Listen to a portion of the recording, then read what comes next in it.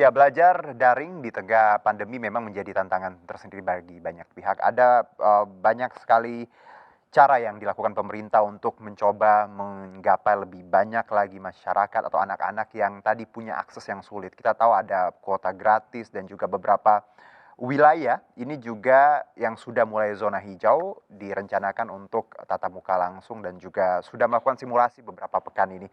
Kita di segmen ini akan mencoba update dulu bagaimana wilayah di luar Jakarta. Kita akan ajak Anda bersama ke Yogyakarta. Saya akan berbicara dengan Pak Heru Purwadi, Wakil Wali Kota Yogyakarta. Assalamualaikum Pak Heru. Waalaikumsalam. Apa kabar Pak? Alhamdulillah. Alhamdulillah sehat ya Pak. Yogyakarta ini luar biasa kotanya, sangat ngangenin apalagi di tengah pandemi nggak bisa traveling. Terima kasih dulu Pak sebelumnya karena sudah mau bergabung bersama kami di Indonesia Bicara. Pak, kita bicara Jogja dulu update Pak. Ini zonanya seperti apa? Apakah sudah melandai seperti itu? Kalau kita sebenarnya melandai, jadi kita selama ini kuning, antara kuning dan hijau. Nah, dalam konteks pandemi kita belum pernah sampai merah, belum pernah sampai zona orange tua pernah. Kita maksimal orange muda. Orange, baik. Kuning muda. Oke, kalau bicara kita kegiatan belajar mengajar Pak, ini banyak sekali dikeluhkan baik orang tua murid, guru juga karena kita tahu belajar daring tentunya tidak mudah. Diperlukan tadi tatap muka langsung. Sementara beberapa wilayah yang zona hijau sudah mulai bersiap seperti itu. Kalau di Jogja sendiri, apakah sudah ada simulasi atau malah sudah ada sekolah yang tatap muka langsung Pak seperti itu? Ya, di Jogja memang ada beberapa strategi. Ada sekolah-sekolah yang memang jumlahnya banyak dan sesuatu tempat duduknya ada di sekitar sekolah. Itu biasanya mereka tetap datang ke sekolah, tapi tidak lama paling lama biasa. Kemudian yang kedua, kita selama ini juga sudah melakukan satu guru kunjung. Nah, kita lakukan untuk membantu anak didik untuk pembelajaran. Kami mengirimkan sebuah guru kunjung atau membuat kelompok-kelompok di wilayah tertentu. Oke. Terus sekarang yang kita lakukan adalah konsultasi pembelajaran. Ini juga sama bagi anak didik yang kesulitan soal daringnya. Mungkin gadgetnya tidak begitu bagus untuk proses pembelajaran.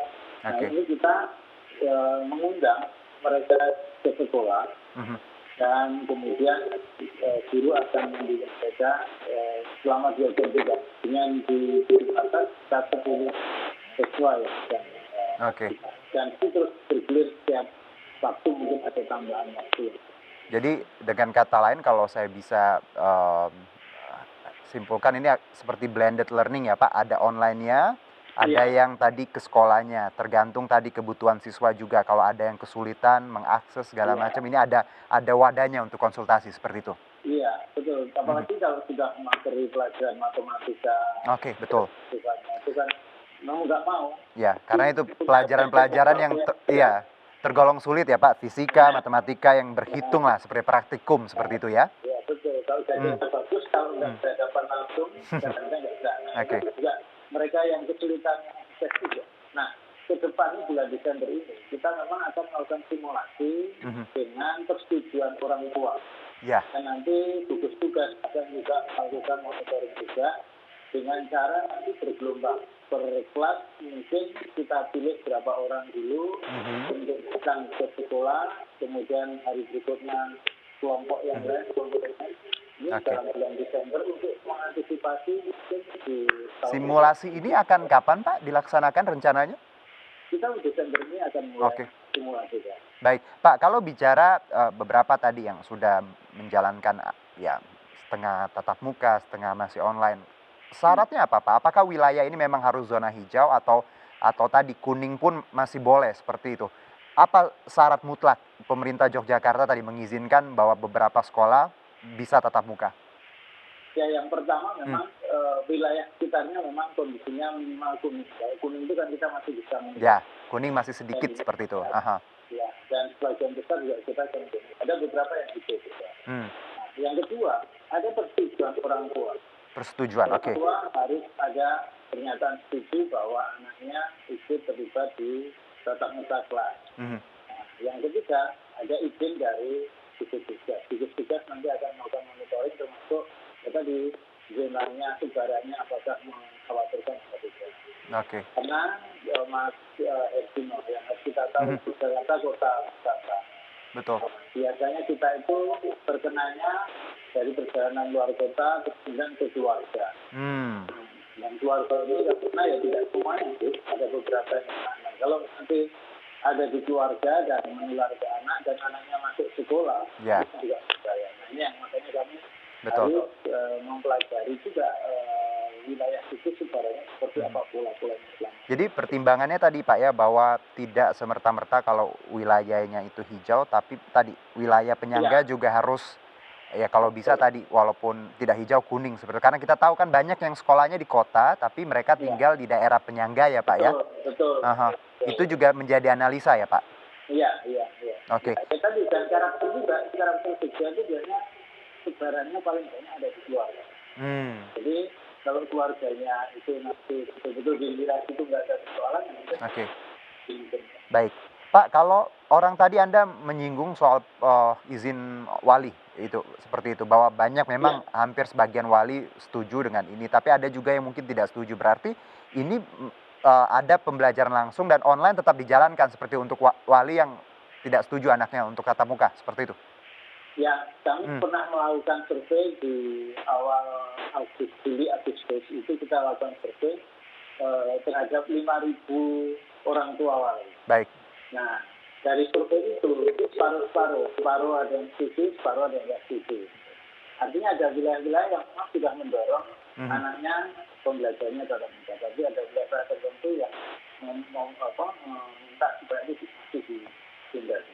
Nah, tetapi sekarang ini kan harus kita mulai lagi minta persetujuan orang tua lagi untuk apakah betul-betul ini nanti sudah bisa jalankan.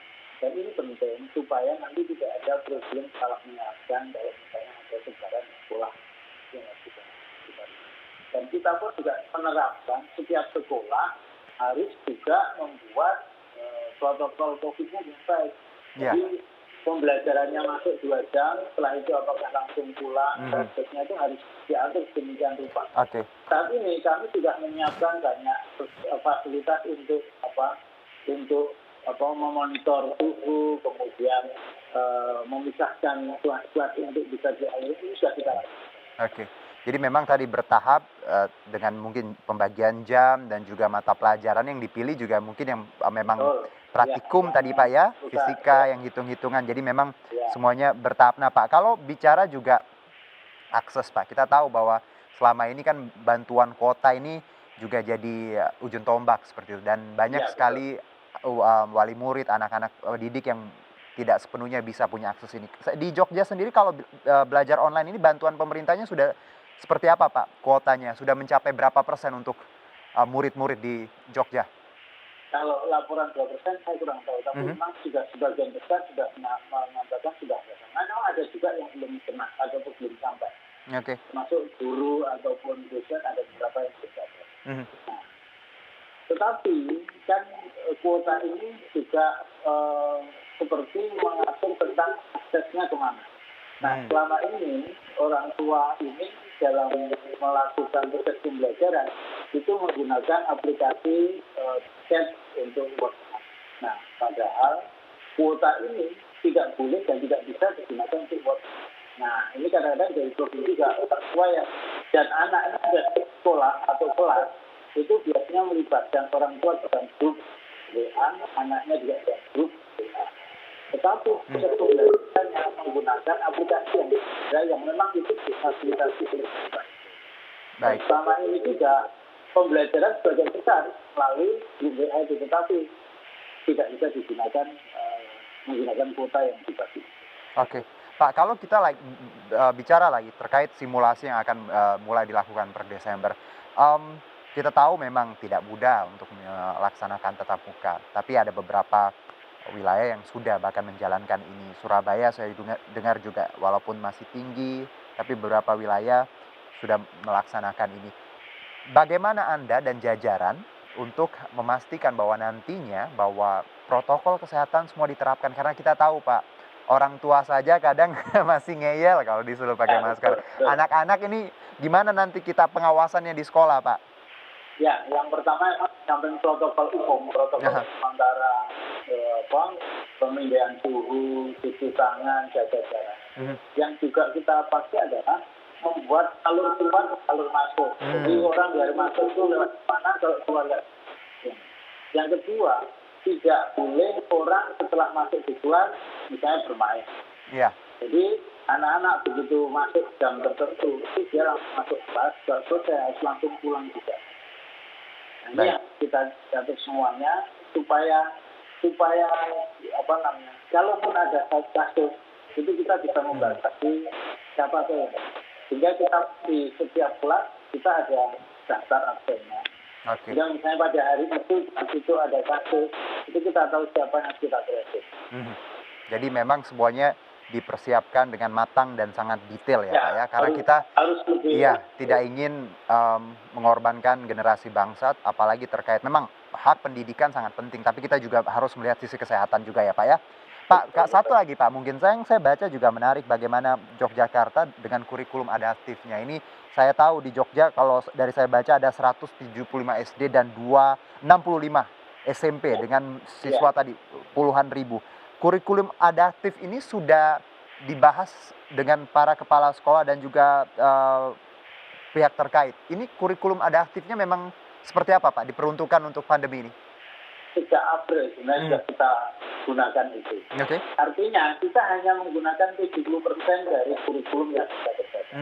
Tidak semuanya kita lakukan seperti normal. Kita hanya menjalankan sekitar 70%. Oke. Pertimbangannya juga untuk beberapa mata pelajaran itu pasti tidak akan mudah dilaksanakan dengan sistem daring. Baik. Itu yang tidak kita kerjakan. Oke. Jadi memang yang dipilih tadi 70% ini yang memang sangat pokok seperti itu ya Pak ya. Yang diperlukan untuk anak-anak tadi, dan kalau bisa saya wrap dari perbincangan kita tadi bahwa blended learning tadi masih dijalankan, walaupun nanti tatap muka akan ada tetap online seperti itu, dan juga konsultasi untuk anak-anak murid dan wali yang kesulitan mengakses tadi Pak ya. Kita konsultasi. Baik. Pak Heru, terima kasih suwun. Suwun sekali atas waktunya. Sehat-sehat ya Pak ya. Sama-sama. Iya, semoga adik-adik di Jogja semuanya bisa nanti sekolah dengan aman dan tentunya tetap dengan protokol kesehatan. Terima kasih Pak Heru. Terima kasih.